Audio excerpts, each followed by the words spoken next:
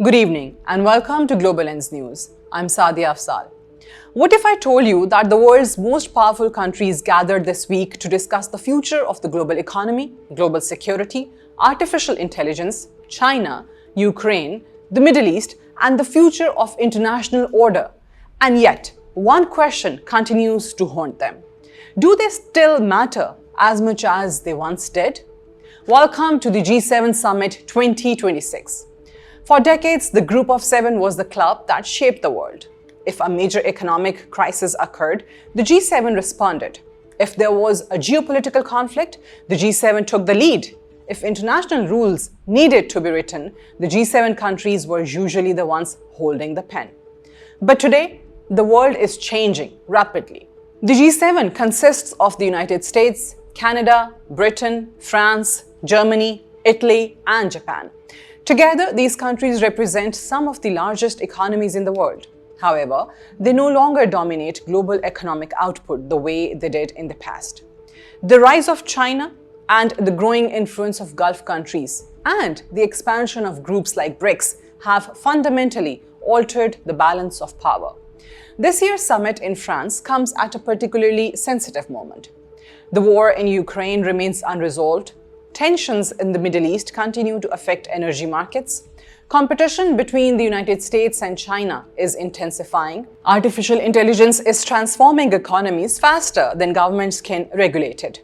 And developing countries are increasingly questioning whether the existing international system truly serves their interests. Against this backdrop, the leaders of the G7 gathered with a clear objective: demonstrate that they still have the capacity to shape global affairs. One of the most important discussions revolves around economic security. In recent years, Western countries have become increasingly concerned about their dependence on China for critical minerals, rare earth elements, and strategic supply chains.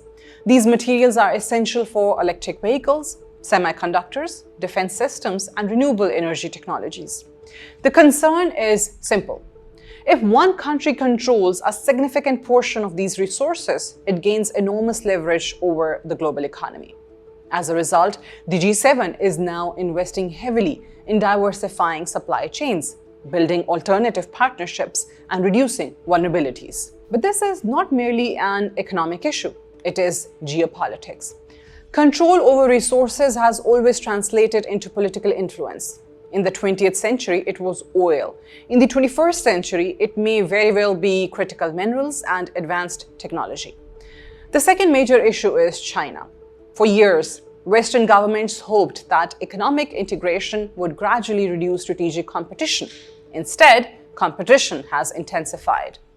Today, relations between China and many G7 countries are defined by a mixture of cooperation and rivalry. They trade with one another, they invest in one another, yet they increasingly view each other as strategic competitors. This creates a complicated reality. The world economy is deeply interconnected, but geopolitical trust is declining. Then comes the issue of Ukraine. For the G7, support for Ukraine remains both a moral and strategic commitment.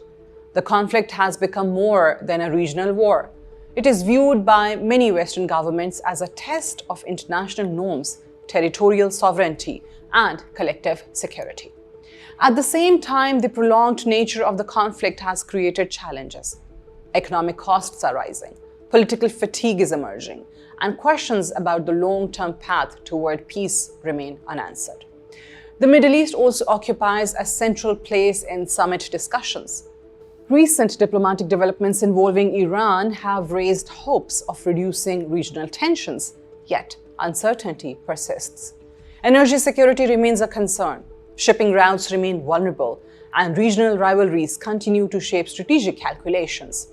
Another topic generating significant attention is artificial intelligence. Unlike previous technological revolutions, AI is advancing at extraordinary speed. Governments are struggling to answer difficult questions. Who should regulate AI? How can countries prevent misuse? Can international rules be developed before technology outpaces governance? And perhaps, most importantly, which countries will dominate the AI race? Many experts increasingly believe that AI will become one of the defining geopolitical competitions of the century. But beneath all these discussions lies a deeper question. Can the G7 still lead? This is where the debate becomes truly fascinating. Supporters argue that despite the rise of new powers, the G7 still possesses enormous influence. Its members remain technological leaders. They control significant financial resources. Their universities, corporations, and institutions continue to shape global trends. Critics, however, see a different picture. They argue that the world is becoming multipolar. Power is no longer concentrated in a small group of Western countries. Emerging economies are demanding greater representation. Developing nations want a stronger voice. And alternative institutions are beginning to challenge traditional centers of power. This is why G7 Summit today is about much more than policy announcements. It is about relevance. It is about legitimacy. And it is about whether a group designed for the 20th century can successfully navigate the realities of the 21st. Perhaps the most important lesson from this year's summit is that power itself is evolving. Perhaps the most important lesson from this year's summit is that power itself is evolving. Military strength still matters. Economic size still matters. But influence increasingly depends on technology, connectivity, partnerships, and the ability to build coalitions.